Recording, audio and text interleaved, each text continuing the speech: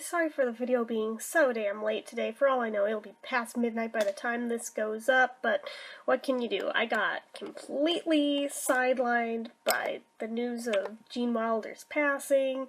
Was not expecting that to be a thing today. That kind of threw everything out the frickin' window. So, yeah, today's schedule was fucked. I was literally inconsolable for a while because Gene Wilder was one of the few favorite actors that I had left that was still alive, because you know me. Anyone and everyone I like is pretty much old. The downside of that is that they're all getting to the ages where they're starting to drop now, and it sucks, and it hurts. This one honestly hit me almost as hard as Robin Williams. I think the only reason it wasn't quite as bad is that he didn't, take his own life, and he at least lived a nice, full, long life, so that took the sting out of it a little, but I was still pretty freaking inconsolable. So, I'm gonna level with you. I got a little stoned, watched Blazing Saddles. Next thing I knew, it's 9 o'clock.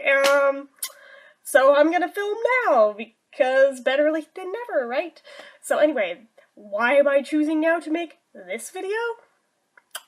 Mostly because I've been meaning to make it for 3 frickin' months straight now, and haven't gotten around to it for various reasons.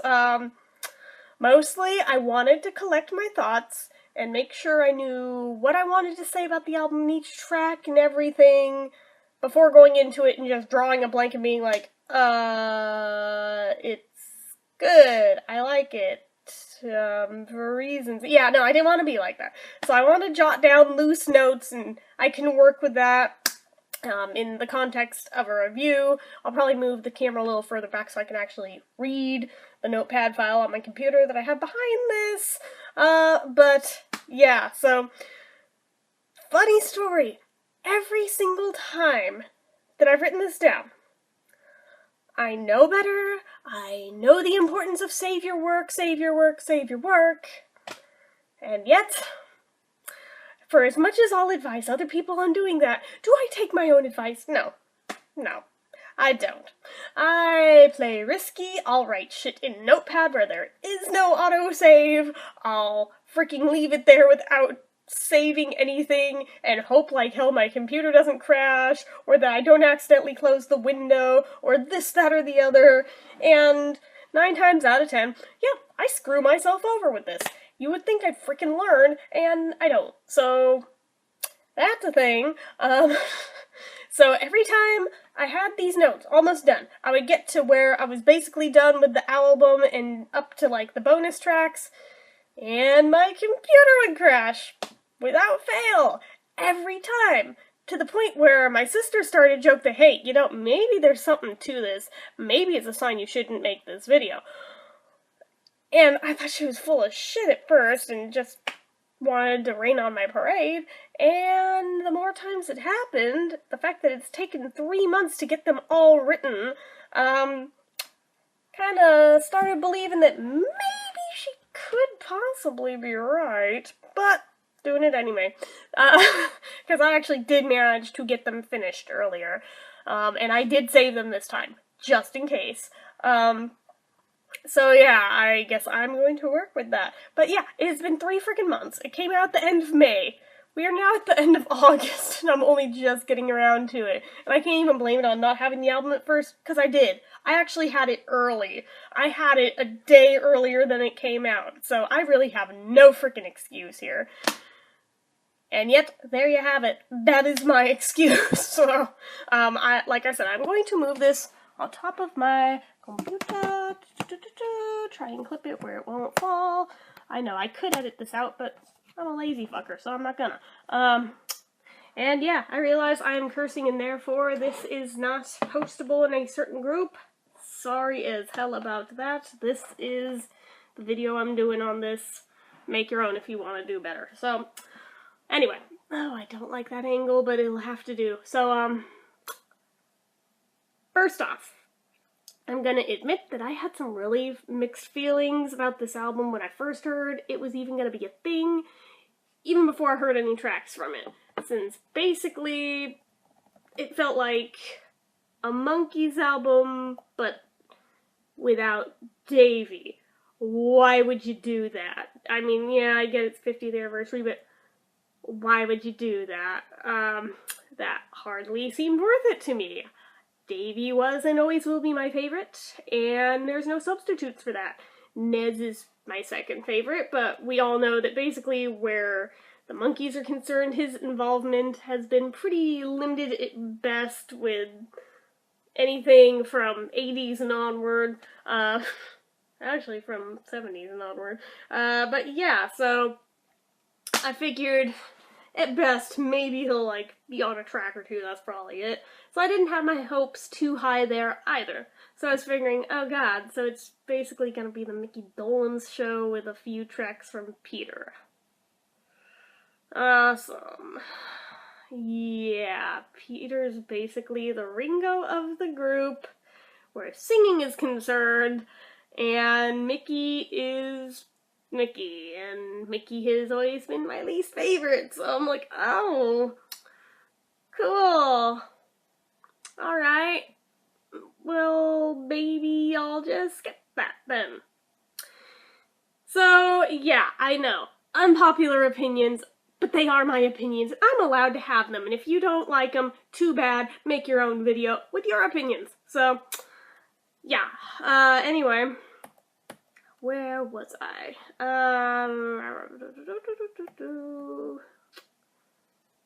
Okay, found where I was. So, at that, I was figuring it'd probably be something to the tune of, like, Pool It, or Changes, even though Davey was involved with that. You have to admit, that was a pretty cringy album. There was a couple tracks that were okay, but the rest of it sucked. Basically all of Pool It sucked. So I was figuring at best, that's what we get, and at worst, God only knows how bad it would be. I was just like, yeah, maybe I'll just save my money and see if it makes it to YouTube and just listen to it, and it'll probably suck, so I'm not even missing out on anything. It'll be like the last few Ringo albums. Yeah, I was figuring it was gonna be something like that. But, yeah, I was just kind of figuring it was gonna be, yet again, the band trying to cling to something it can never be without Davey. I mean, at least with the 2012 tour, they had Nez's involvement, so that made it kind of worth it because Nez isn't usually involved, so that's a rarity in and of itself. That made it worth it for me, so I actually went to that one, and was supportive of that one. As soon as Nez bailed, I was like, well, I don't give a shit anymore, but, that's so horrible to say, but I mean, it is truth. But, so there's that. And again, I know, unpopular opinions, but they're my opinions, and this is not a popularity contest for who is the biggest fan. It's not a fucking competition, okay? But yeah, I have very biased opinions on this, and I'm not gonna apologize for that. And again, I am allowed to have my own opinions. So, imagine my surprise when the first track dropped. It was good. I thought it was a fluke, and I didn't know what the case was here, but I decided at that point maybe I should pay a little closer attention to this release, because prior to that, I mean, I'd heard mention of it, that it was going to be a thing, but I really was not following it whatsoever, nor did I think I was going to be following any of the 50th anniversary stuff, like, at all. So, yeah, I figured I was going to automatically skip it just because there's no Davey, so what the fuck's the point? But, yeah, like I said, at that point, for how good that song was and how much I liked it, I was like, well, even if it is a fluke, it could be worth it for that one song. That one song's pretty good. So then the next two tracks dropped, and my skepticism kind of came back, but I was still on board to at least give the album a chance, because I was thinking, well, you know, they can't all be winners, and everybody has their own personal tastes, so just because I liked the first tracks and not the other two so much, you know, I'm sure there were plenty of people who didn't like the first one that loved the others, so whatever. But what's most interesting to me is that just from looking at the track listing alone, I could pretty accurately peg who is going to sing what, and when I actually got the album, I was right on all but 2 of them, so that was really surprising to me. But then again, looking at the titles, they're pretty obvious. I mean, like I said, well, actually I haven't said it yet, but I will get to it. But things like, I was there and I'm told I had a good time. Come on, nobody but Mickey is going to sing that. We all know his Beatles story. It's very obvious who's going to be singing that track, so. But, yeah, it cracked me up that they seemed so obvious even a mile away, even without hearing anything first. They are kind of a predictable group, and always have been, so I suppose there's that, but yeah, I'm going to share my thoughts, since quite a few of you have asked me to do so ever since it got released, and I've been meaning to get around to it since May, and I want to start this off by requesting, don't hate just because my opinions don't align with yours, or because I don't like something or someone. Just, can we agree to disagree this time? Because you guys gave me so much shit just because I didn't like You Bring the Summer. Okay? And because you guys made such a big deal out of it, it never did grow on me, and I am probably never going to listen to Andy Partridge in my life because you all just made such a big deal out of that to where I'm like, oh, fuck it, no way. The harder you try and push something with me, the more I want nothing to do with it, so. Yeah, I'm generally of the unpopular opinion persuasion, so fair warning, don't get your panties in a bunch over anything I say. If you don't like it, just click off the video. It's not hard to do. So anyway, first track is the title track, Good Times. So how often do you see the title track end up the first track on the album? I mean, that was kind of cool to me right off the bat, because I don't think I've really hardly ever seen that. Well, I guess a few times I have, but usually it's not the first track, and you have to get like 6 or 7 tracks in before you ever get to hear where the name comes from and why the album is called that. It's kind of cool to just get it done and over with and out of the way right off the bat, so why the fuck not?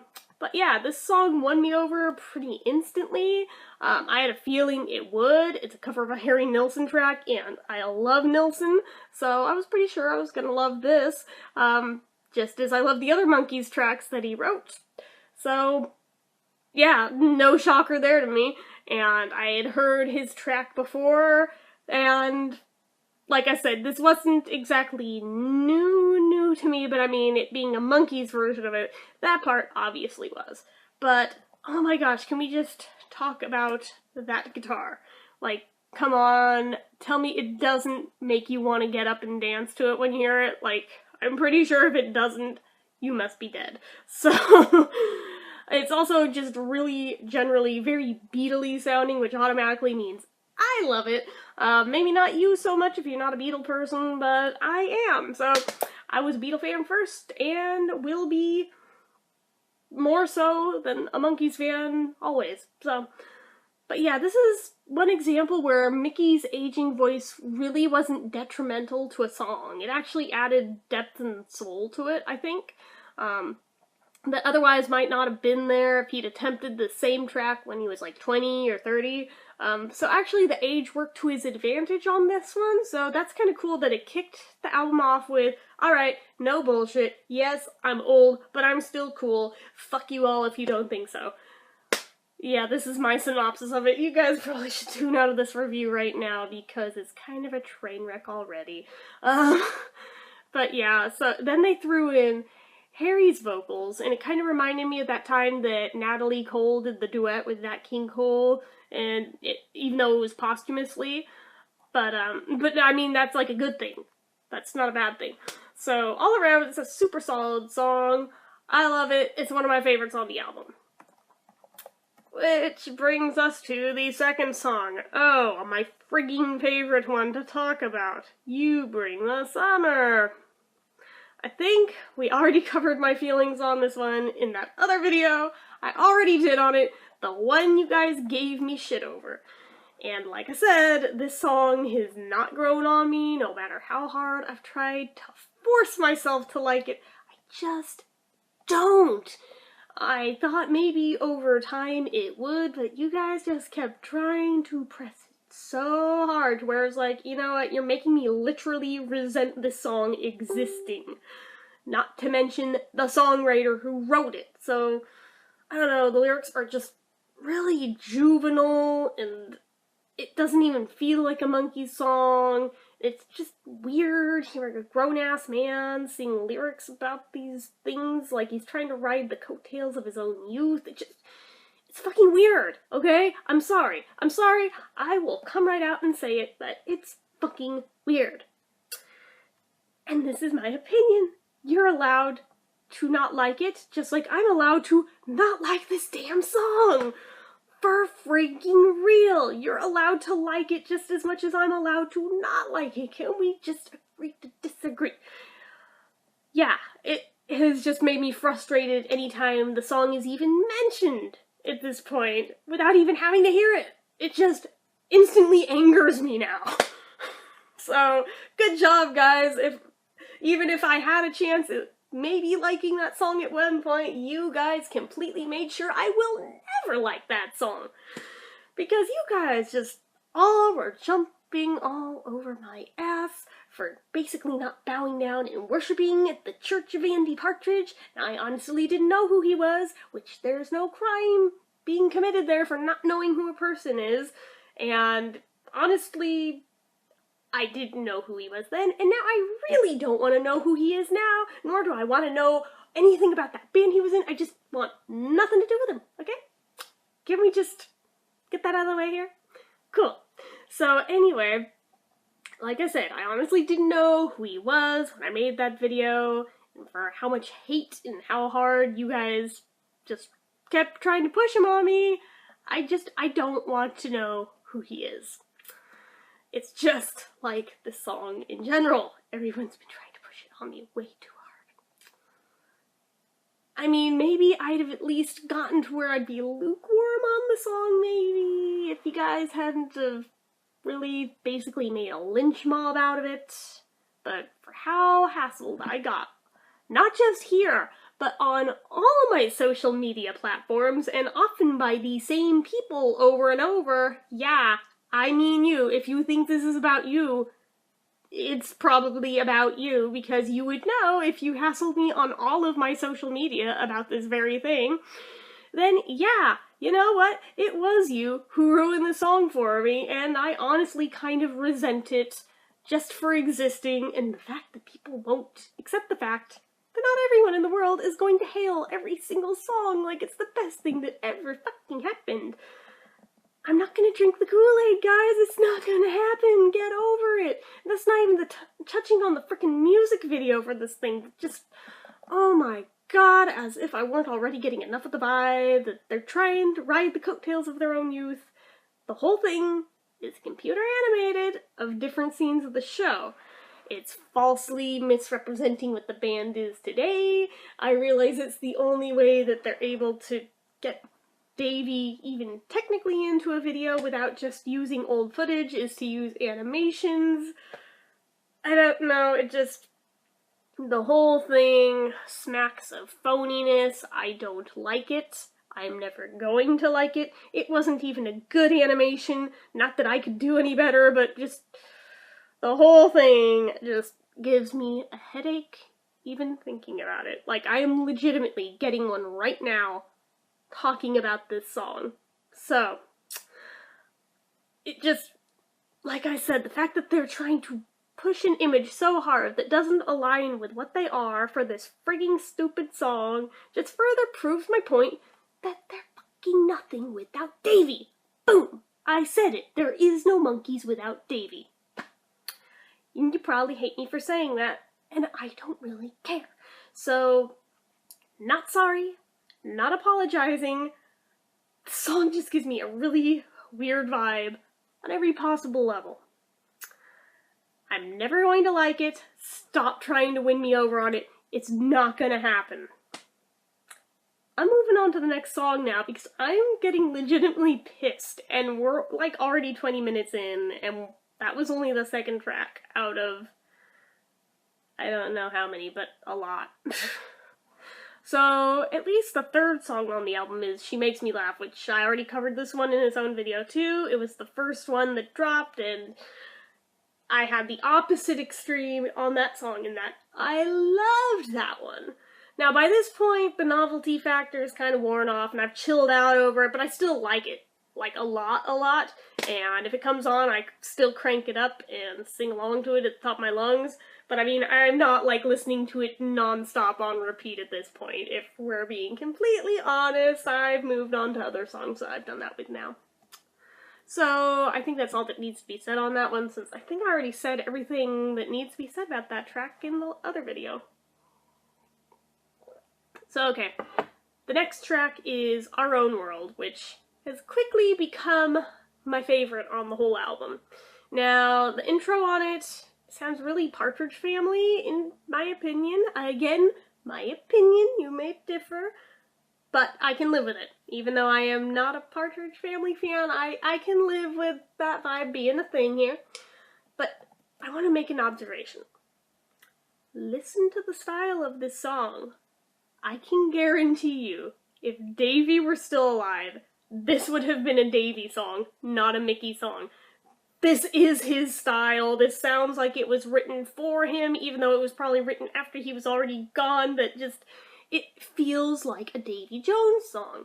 So, I feel like in some way it's an homage to him, even though Mickey's the one singing it. I guess somebody had to sing it. But yeah, I can tell that it would have been a Davy song if circumstances were different. And yeah, I love it for that. I love it in general, but I especially love it for that fact. And yeah, no, I'm not gonna let go of the Davy thing, and if you have a problem with that, you probably should just click out of this video now, because this is basically how I feel about the whole album, and I'm gonna keep coming back to that point. So, like I said, if you got problems with it, then don't watch it. It's an easy enough solution. No one's forcing you to stay here.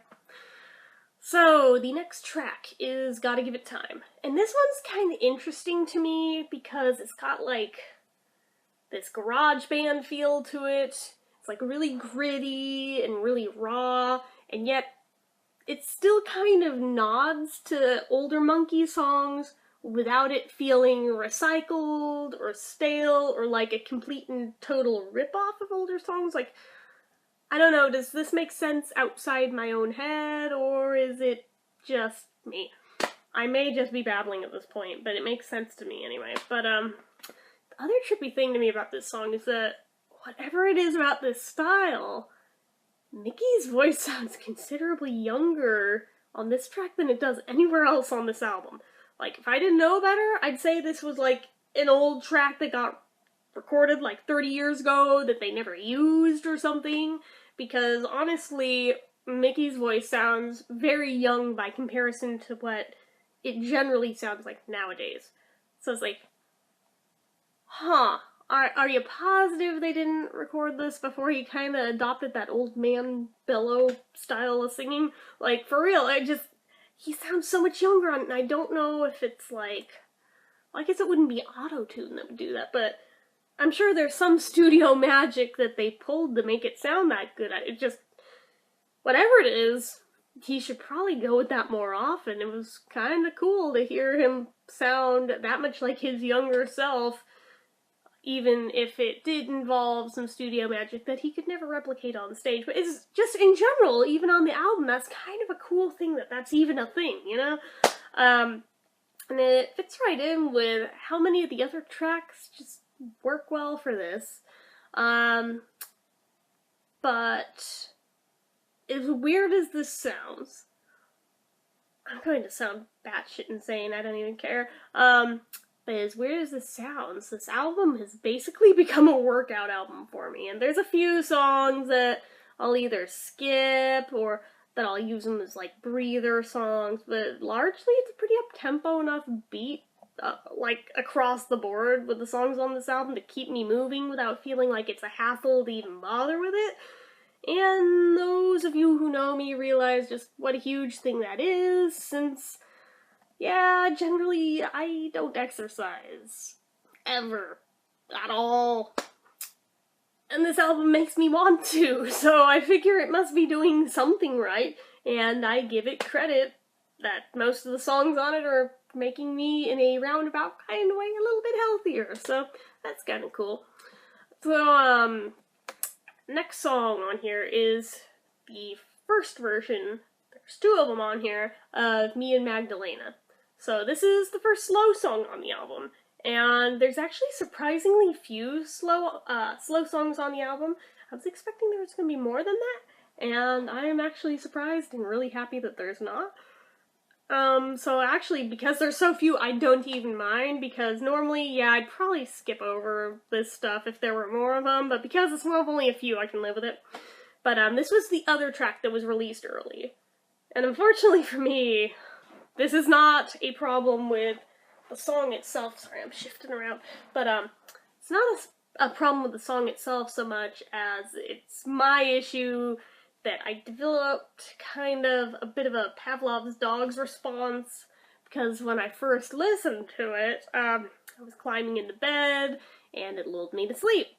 And it was kind of like a lullaby, and I started using it every night as such for that, to the point where now I hear it and it just makes me want to lay down and take a nap. Even if it's the middle of the frickin' day, which is not exactly helpful.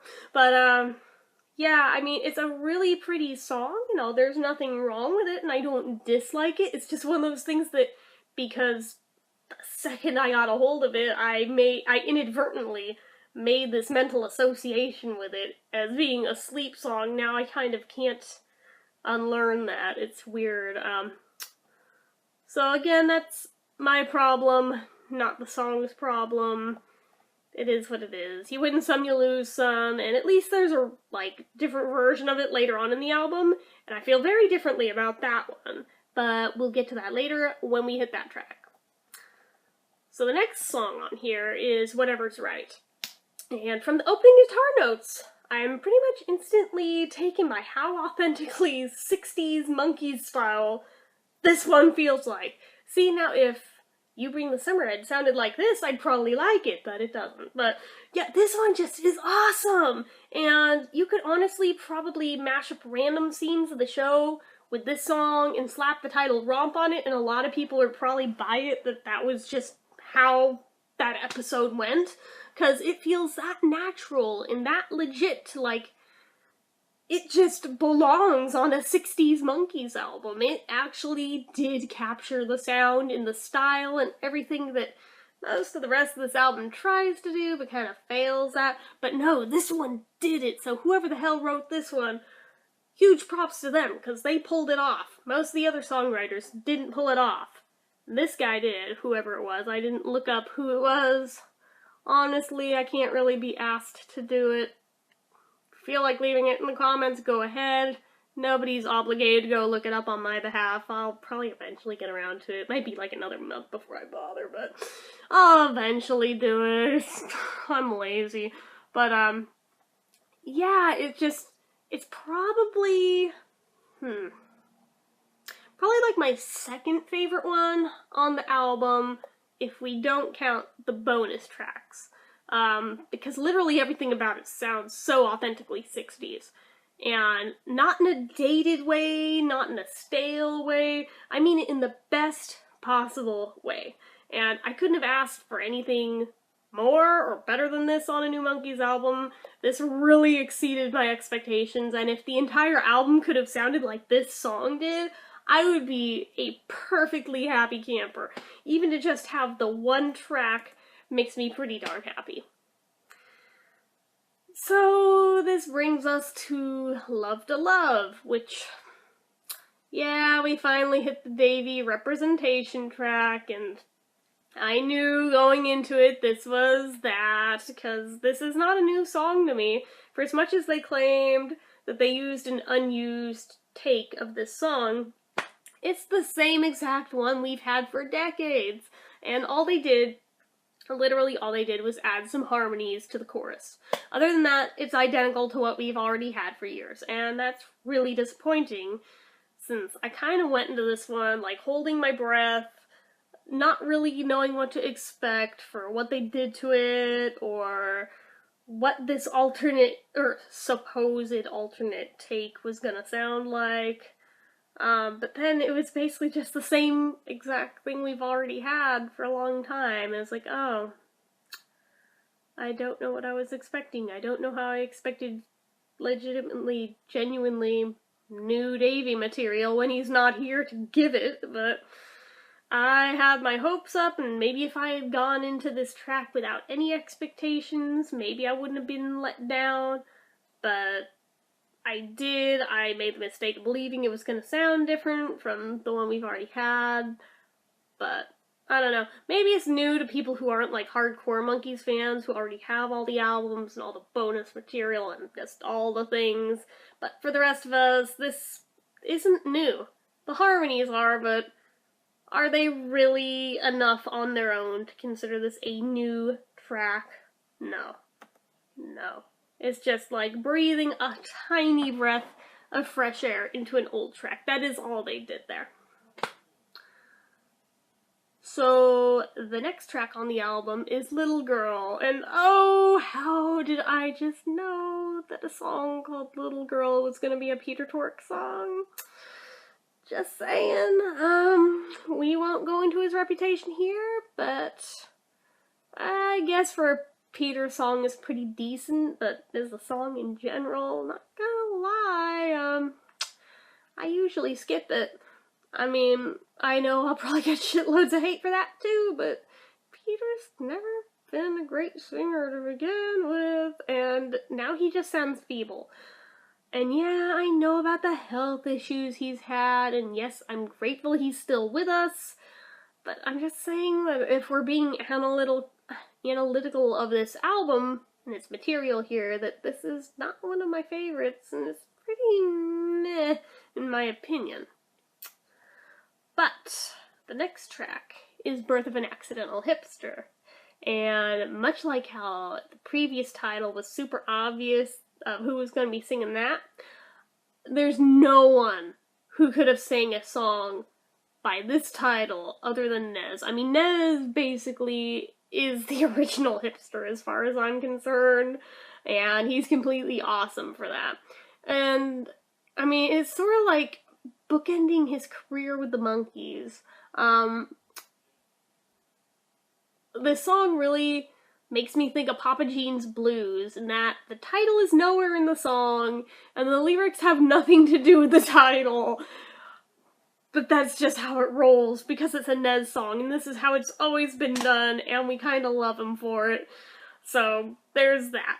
But, in terms of the actual song itself, it's like really psychedelic and fuzzy rock sounding, like Hendrix. It sounds like Hendrix, in my opinion. And that's what it makes me think of, which is awesome. So, I love this track. The next one is another Peter one. Two that close together, oh boy. But yeah, it's called Wasn't Born to Follow, and this is one of the only ones that, by title alone, I didn't guess correctly. Here, I'm just gonna do this so I don't have to keep balancing on my heels, because honestly it's hurting. But yeah, so, yeah, I didn't guess this one correctly by title on who was gonna sing it. I actually, for some reason, assumed this was gonna be another Nez track, but, based on the title. That said, Peter's vocals are actually better on this one than the other one. My real complaint with this song is not the vocals, ironically. Figures he gets the vocals better, and I have another thing to bitch about. Isn't that always the way with me? This is why I'm not very popular in the fandom, so. But yeah, so my real complaint with this track is a personal one, and I'm not saying the song sucks for this, because it's just my personal taste that I dislike a thing. It does not mean that that thing is bad, or that the song is bad, but I'm probably in the minority for this. I hate banjos. Like, really, really hate banjos. And I know that banjos are kind of Peter's thing, but basically, the second one is introduced into a song, like 9 times out of 10, it instantly makes me want to just, like, skip that song and never play it again. So, it doesn't mean the song in and of itself is bad. This one's not. It's actually a very lovely song. I just really wish it didn't have a banjo in it, but can't keep everyone happy and can't have everything, so one person's opinion is not a make or break on this song and its value. This is just my own personal beef with banjos. I just am personally not a fan. I fought for too many years against the redneck title just because we owned horses, and kids are stupid. They don't really know the insults that they're hurling around at other kids. Apparently horses to them instantly meant rednecks, so anything that really associates with rednecks, like, you know, banjos, I kind of want nothing to do with, and just instantly kind of cringe and recoil the second they're a thing, and just, yeah, it's not my thing, but that is my issue. That is not the song's issue, but I personally cannot get past my issue on this one to reconcile that song. But again, my opinion, I'm allowed to dislike it. And the rest of the song, if it weren't for the banjo, is actually a nice song and I probably would like it, but I can't get past that fucking banjo, okay? I'm just gonna say it. So we're gonna move on to the next song. So this one is called I Know What I Know, and I'm gonna admit that this track wasn't new to me, because it's been built up a bit since the last incarnation I'd heard it in, but I knew this track ever since Nez released it as a freebie on his Video Ranch site a few years back. I want to say back in, like, when was that? 2010? 2011? Somewhere in there he released a very bare bones track of this title on there. I think I actually still have the file somewhere, but it was just him and a piano, I think, if I'm not mistaken. But yeah, I liked it back then, and I like it now. It's a really beautiful song. I mean, it's got beautiful vocals, and beautiful piano work, and beautiful lyrics. It's just all really lovely, and I like it a lot. And with the exception of the remix of Me and Magdalena, this is probably my favorite of the Nez tracks on this album. So that brings us to technically the last song of the album, but that's not counting the bonus tracks, which we're also going to cover here. So this one was I Was There and I'm Told I Had a Good Time. So again, not surprising who sings it, and it's the first one that I pegged without a doubt of who would sing it the second I saw that track listing. I knew it had to be Mickey, because we all know the Mickey meeting the Beatles story, and how he sums it up as, I'm told I had a good time. But, yeah, so, given he's told that for many, many years, decades even, yeah, it was super obvious this had to be his. And, given how famously he sat in on some of the Sgt. Pepper recording sessions, it's actually equally unsurprising to me that this song has a really Sgt. Peppery feel to it, from that driving guitar in the intro, which I guess kind of goes throughout the whole song, to the very beatly harmonies, which is kind of a fitting closing to, for what I assume to be the final chapter in the Monkees saga. I mean, I could be wrong, maybe they'll do another album down the road somewhere, but I'm assuming, probably most likely, final chapter in the Monkees saga, that a band that started out as America's answer to the Beatles would technically end with a nod to the Beatles. That just, it feels right. It feels right. So, thus starts the bonus track section of this review. The first one is called Terrifying. Thankfully, the song is not terrifying in and of itself to listen to. Yeah, some of these were on the deluxe version of the album, one was on the Japanese import, and one or two were from the FYE exclusive single. Sorry, I'm getting really sleepy. I can kind of see why this track was reserved as a bonus track and not on the actual album. I mean, you can hear the aging a lot in Mickey's voice on this one, but that said, it's not really a vocally strenuous song, so I don't feel it takes away from it or anything. The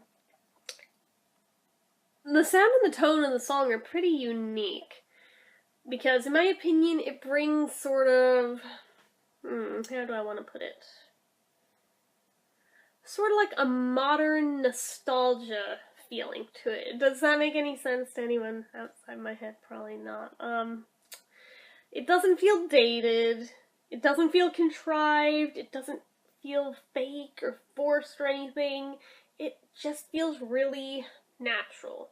And I can't quite put my finger on what makes it feel that way for me either, but it's a really pleasant, catchy little song regardless. So that brings us down to version 2 of Me and Magdalena, the one I like a lot more. So here's that alternate version that I was talking about. This version's a lot more rocking, and it's not acoustic and unplugged like the other one was. It's faster, it's better. And not only that, but stylistically, it reminds me of at least half a dozen other songs that are pretty unrelated to this, but that's kind of really cool anyway.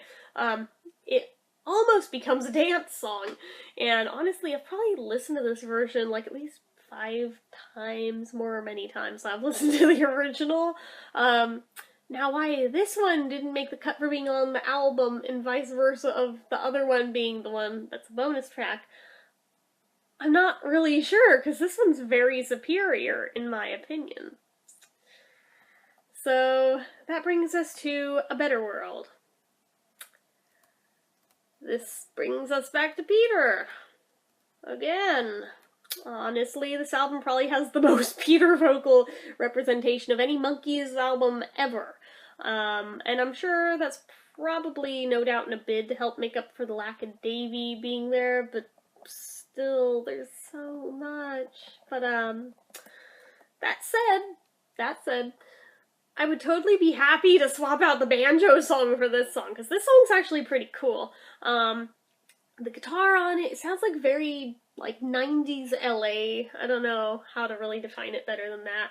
And the lyrical content is definitely making a social statement, which fits for Peter's whole reputation as a hippie. So, out of all the Peter songs on the album, this is definitely my favorite. I like this one the best. So that brings us down to the last of the bonus tracks, Love's What I Want. And now, if this were on the actual album and not just counted as a bonus track, actually, this would be my favorite song out of any of these new songs. Even above Our Own World. It's just so fun and bouncy, and the middle portions of the song have that awesome chord progression that just makes me melt every time, and this track definitely has the most plays for me personally out of anything on the album. Actually, you know what? It probably has more plays individually than the rest of the album collectively does. So, yeah, that's including She Makes Me Laugh, which had a crazy number of plays on it. Yeah, I'm pretty sure this has more than that, too. So, yeah, I have zero signs of burning out on it yet, but, I also have to give props to that little nod to Randy Scouse Git that they popped into the end of the song, which just makes me want to listen to Randy Scouse Git, like, instantly after the song finishes every time. Yeah, it's kind of a cool thing to wrap it up with that brings you back to actual 60s Monkees material, and it sort of, like, keeps it in a perpetual cycle of wanting to check out more and more of their stuff, even when you're already familiar with it. It does make you want to look at more and more, or at least revisit it, I should say, is a better word there, but yeah, so there you have it. I have finally reviewed the Monkees Good Times album 3 months after the fact. Overall, it's a way more solid album than I expected it to be, and I am really happy that it surpassed all my expectations by leaps and bounds, because honestly, I was expecting it to suck, and it doesn't. It does not. There's a couple tracks that I'm not feeling it on, but other than that, it is actually a pretty damn good album. It deserves all the accolades it's been getting, and did you guys see how long it stayed at #1? Like, on Amazon, on Billboard, this thing has been crazy popular. And I'm hoping it's bringing new fans in, too, that otherwise might not have checked them out. That's pretty incredible. And see, this is proof that there is still a place in the world for the Monkees to be a relevant band once again. even if this is probably the last time it'll ever happen, it's still a really cool time to be a Monkees fan. So, I think that's about all I have to say here. So, as usual, if you like this video, hit the like button, which I'll be surprised if anybody does, given what a bitch I am. But if you liked it anyway, go ahead and hit that like button. If you're not already and you'd like to be, hit subscribe.